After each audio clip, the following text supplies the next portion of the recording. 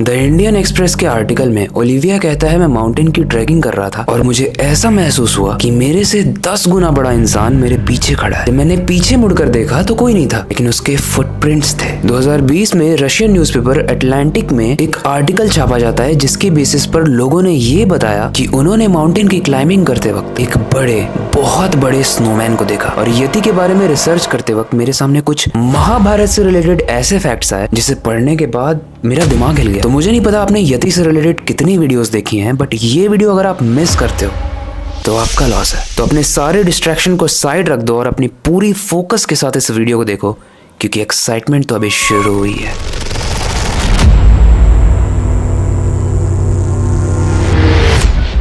ये तो आपको भी पता होगा कि यति एक ऐसा मॉन्स्टर है जो पहाड़ों की बर्फ में रहता है, और सिर्फ एवरेस्ट नहीं बल्कि दुनिया की और भी जगहों पर इसे स्नोमैन, बिगफुट और ट्रॉल के नाम से जाना जाता है। अब यति को समझने के लिए हम पहले ये जान लेते हैं कि ये आया कहाँ से। माना जाता है कि ये तिब्बत की शेरपा भाषा से आया, जहाँ पर ये का मतलब द रॉक होता है एंड टे का मतलब एनिमल, यानी चट्टान पर रहने वाला जानवर। और वो जानवर कितना खूंखार है वो आप देखना। 1951 में एक ग्रुप माउंट एवरेस्ट के पास जाता है जिसका एम होता है माउंट एवरेस्ट की टॉप पर जाने के लिए कितने रास्ते हैं उसको फाइंड आउट करना। इस ग्रुप में थे Edmund Hillary and Tenzing Norway, और यही वो इंसान थे जिन्होंने पूरी दुनिया में सबसे पहले एवरेस्ट की चढ़ाई की थी। उनके साथ थे एरिक शिप्टन, जिन्होंने यति के फुटप्रिंट की सबसे पहले पिक ली थी। और सोचने वाली बात यह है कि ये फुटप्रिंट्स उन्होंने 2000 फीट की ऊंचाई पर ली थी, और अगर वो फर्स्ट टाइम चढ़ रहे थे, पहली बार चढ़ रहे थे, तो इतने बड़े फुटप्रिंट्स वहां पर कैसे अवेलेबल थे। मतलब we are talking about approx 20,000 feet, जहां उस वक्त कोई नहीं जा सकता था। और अब मैं बता दूं, ये सेम पिक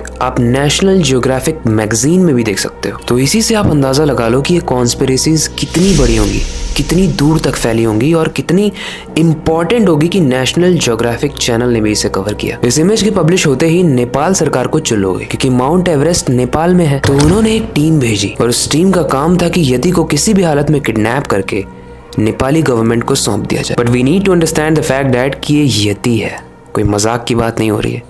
ऐसे नहीं कि आप गए और जाले में बंद किया और ले आके दे दिया। चार्ल्स हॉवर्ड बरी ने कुछ इमेजेस क्लिक की थी, और उन्हीं इमेजेस पर इन्होंने स्टडी करी, जिसके बाद पूरी दुनिया ने इसको अपने अपने हिसाब से देखा, और कुछ मीडिया वालों ने ऐसी मसालेदार स्टोरीज बनाई जिसकी वजह से यति बहुत फेमस हो गई। इसी टॉपिक पर, यति के टॉपिक पर गेम्स बनाए गए, मैगजीन्स छापी गई, और इन सारी ही चीजों में यति के बारे में इंफॉर्मेशन नहीं बल्कि उसे खतरनाक और खूंखार दिखाने की कोशिश की गई। क्योंकि इंफॉर्मेशन लोगों को पसंद नहीं आती है, लोगों को पसंद आता है मसाला, डर। मेरी वीडियोस में दोनों होता है, और यही रीजन है कि अगर आप यति नाम इमेजिन करते हो, मतलब आंख बंद करके अगर आप सोचो यति, तो आपके दिमाग में जो इमेजेस आएंगी वो काफी डरावनी होंगी। क्योंकि मैंने एआई को बस एक प्रॉम्प्ट दिया कि मेक एन इमेज ऑफ यति, और मेरे सामने ये इमेजेस आए। बहुत सारी स्टोरीज बनी, और उसके बेस पर लोगों को ऐसा बताया गया, ऐसा समझाया गया कि यति बहुत ही खतरनाक एनिमल है, खतरनाक क्रिएचर है जिससे आप डरो।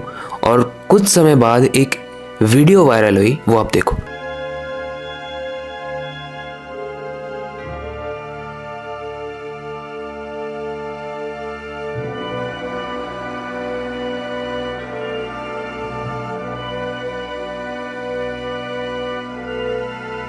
अब कमेंट में जरूर बताना कि आपको ये वीडियो रियल लगी या फेक। तिब्बत के लोग यति से डरते नहीं हैं, बल्कि वो उस पर विश्वास करते हैं। उनकी अपनी हिस्ट्री है यति के साथ, और वो उस पर पूरा विश्वास करते हैं, क्योंकि वो यति के बारे में सदियों से पढ़ते आ रहे हैं, जैसे हम रामायण और महाभारत के बारे में। तिब्बत और नेपाल के बहुत सारे मंदिरों में आपको यति की क्रेविंग के टेम्पल्स मिल जाएंगे, और इनके ग्रंथों में 12वीं सदी में, यानी आज से 800 साल पहले यति के बारे में ऑलरेडी लिखा जा चुका है। तो ये कोई नई चीज नहीं है, बस नई बनाई जा रही है। बट क्यों? क्योंकि एक तरफ इसे डरावना बताया जा रहा है, वहीं साइंटिस्ट दूसरी तरफ कहते हैं कि ऐसी कोई चीज ही नहीं है, ये बस एक कॉन्स्पिरेसी थ्योरीज है। लेकिन यति अगर नहीं मिल रहा है, और वहीं दूसरी तरफ उनके ग्रंथों में भी लिखा हुआ है, तो आई अंडरस्टैंड कि उसे ना मानना बहुत आसान है, अंटिल आप मेरी तरह क्यूरियस हो कि आखिर क्यों उसके बारे में लिखा गया है। तो मैंने इससे रिलेटेड कुछ स्टोरीज पढ़ी, और इसके बाद मुझे काफी हद तक बिलीव हुआ। जिसमें से एक स्टोरी तो आपने हमारे इंडियन आर्मी सोल्जर की सुनी ही होगी, TRS पॉडकास्ट। उन्होंने बताया था कि कैसे वो माउंट एवरेस्ट के पास वाले माउंटेन माउंट मैकेले पे चढ़ते वक्त उन्हें बहुत बड़े फुटप्रिंट्स दिखाई दिए, और उनके साथ जो शेरपा थे उन्होंने बताया कि ये यति के फुटप्रिंट्स हैं। काफी देर तक तो वो ऑफिसर समझ नहीं पाया कि ये इतना कैजुअली कैसे बोल रहा है कि इतने बड़े फुटप्रिंट्स यति के हैं, और बहुत नॉर्मली, क्योंकि जैसा मैंने बताया कि वो लोग विश्वास करते हैं यति पे, उसे डरावना नहीं मानते हैं, क्योंकि वो ऐसा मानते हैं कि वो वहाँ के लोगों को और वहाँ के पवित्र माउंटेन्स को प्रोटेक्ट करता है। और यही वो यति है जो माउंट कैलाश पर भी चढ़ने से रोकता है लोगों को। महाभारत के युद्ध के दौरान अश्वत्थामा ने द्रौपदी के सारे पुत्रों को मार दिया था। क्योंकि वो अर्जुन के भी पुत्र थे तो अर्जुन क्रोध में आकर अश्वत्थामा को मारने वाले थे। एक बात हमें ध्यान रखनी चाहिए कि अश्वत्थामा बहुत ही ज्यादा पावरफुल था। माना जाता है कि वो भगवान शिव का परम भक्त था और कोई ऐसा दिव्य अस्त्र नहीं था जो अश्वत्थामा के पास नहीं था। बट ये सेम चीज रावण के साथ भी थी, वो भी शिव भगवान का भक्त था, लेकिन अंत तो उसका भी हुआ ना। तो जब अर्जुन अश्वत्थामा को मारने वाले थे तो भगवान कृष्ण ने अर्जुन को रोका और अश्वत्थामा को श्राप दिया कि तुम इस समय के अंत तक इस धरती पर भटकते रहोगे। और गाइस, माना जाता है तभी से अश्वत्थामा ऐसे क्रिएचर का रूप लेके इस धरती पर रह रहा है जिसे हम यति कहते हैं। और अगर ऐसा है तो कैलाश पर्वत या मानसरोवर जाने का मेरा प्लान कैंसिल। देखो, जितने भी अर्बन लेजेंड्स होते हैं ना, उससे रिलेटेड कुछ स्टोरीज भी होती हैं। एक बार नेपाली रेजिमेंट के कुछ ऑफिसर्स ने सोचा क्यों ना कैलाश पर्वत की चढ़ाई की जाए। और दोस्तों, मैं आपको बता दूं कि कैलाश पर्वत बहुत ही पवित्र पर्वत है। वो दुनिया के सारे बड़े धर्मों में पूजा जाता है, चाहे वो जैन धर्म हो, हिंदू धर्म हो या तिब्बतन हो। अब इतना पवित्र है, इतना मिस्टीरियस है, तो लोगों में क्यूरियोसिटी रहती है कि इस पर कोई नहीं चढ़ पाया, मैं चढ़ के दिखाता हूँ। बेसिकली मैं मर के दिखाता हूँ। चढ़ने की कोशिश की, लेकिन उन्होंने बताया कि जब वो कैलाश पर्वत के बेस पर पहुंचे और चढ़ना स्टार्ट किया तो सबसे पहले मौसम खराब हुआ। फिर धीरे धीरे जैसे जैसे वो ऊपर चढ़ रहे थे, उनकी एजिंग बढ़ने लगी, उनके नाखून बढ़ने लगे, उनके बाल बढ़ने लगे। कुछ ऊंचाई पर चढ़ने के बाद उन्होंने एक बहुत ही विशाल जानवर को बर्फ से निकलते हुए देखा। इतना सब कुछ देखने के बाद आपके अंदर भी एक कॉमन सेंस तो होगा ना कि और ऊपर नहीं जाना है, तो वो भी वापस आ गए। और काफी हद तक ये पॉसिबल है कि हो सकता है नेचर ने कैलाश पर्वत को प्रोटेक्ट करने के लिए यति को बनाया हो। कैलाश पर्वत के बारे में पता है ना आपको? माना जाता है ये दुनिया का दरवाजा है जो एक दूसरी दुनिया को जोड़ता है। देखो, जो भी हो सकता है, जिस तरीके से डायनासोर इस दुनिया में एग्जिस्ट करते थे उसी प्रकार यति भी 800 साल पहले एग्जिस्ट करता हो। और माना जाता है कि तिब्बत के एक धार्मिक ग्रंथ के अनुसार तिब्बत एक विशाल सरोवर हुआ करता था और जब ये सूख गया तो उसमें नए जंगली जानवर आए और पहाड़ बने। उनमें से एक पहाड़ों में से तिब्बती लोगों का जन्म हुआ। इन पहाड़ों में सिन्मे रहती थी जो कि बुद्ध देवी ड्रोलमा के अवतार थी, जो कि एक दिन बुद्ध भगवान के अवतार चिनरा जिन से मिली, जो कि एक बंदर की तरह प्रतीत होते थे। और इन दोनों से ही 6 बच्चों का जन्म हुआ। इन 6 बच्चों में से 5 प्रजाति आगे जाकर इंसान बन गई, लेकिन एक प्रजाति है जिसके बारे में ग्रंथों में भी कोई जिक्र नहीं है। समझ रहे हो ना?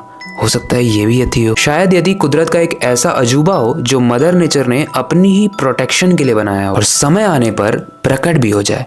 जाला लेकर घूमने से नहीं मिलेगा। मैंने अपनी एक शॉर्ट वीडियो में बताया भी था कि किस तरीके से एक प्लेस है जो माउंटेन्स के बीच में एग्जिस्ट करती है, जहाँ के लोग 1,000 साल तक जीते हैं और उनकी हाइट जो होती है 12 फीट की होती है। देखो, सबसे पहले तो मेरे यूट्यूब के कम्युनिटी सेक्शन में एक्टिव रहा करो, वहाँ मैं काफी अपडेट्स डालता हूँ और शॉर्ट्स देखते हो तो तुमने ये वीडियो जरूर देखी होगी। और ऐसा माना जाता है कि कलयुग के अंत के बाद वहाँ का दरवाजा खुलेगा जिसे शांग्री-ला कहा जाता है। काफी हद तक हो सकता है कि यति वहां रहता हो, आई एम जस्ट सेइंग। लेकिन दिमाग हिला देने वाली थ्योरीज इंटरनेट पे मुझे ये मिली कि ये भी हो सकता है जिस तरीके से नासा एलियंस को छुपाती है, उस पर टेस्ट करती है, उस पे इतनी सारी कॉन्स्पिरेसी थ्योरीज हैं कि पढ़ते पढ़ते शाम हो जाएगी, रात हो जाएगी। उसी प्रकार हो सकता है कि यति और ऐसे बड़े मॉन्स्टर्स की खोज हो चुकी हो, उन पे टेस्टिंग हो रही हो, उनकी पावर को यूटिलाइज करने की कोई टेक्नोलॉजी बनाई जा रही हो, बट हमें नहीं बताया जा रहा है। कुछ भी हो सकता है यार। जिस तरीके से मेरे जैसा फेलियर इंसान जब इतने सारे सब्सक्राइबर के साथ YouTube पर वीडियोस बना रहा है और आप लोग उसे पसंद कर रहे हो, सॉरी थोड़ा सेंटी हो गया था, बट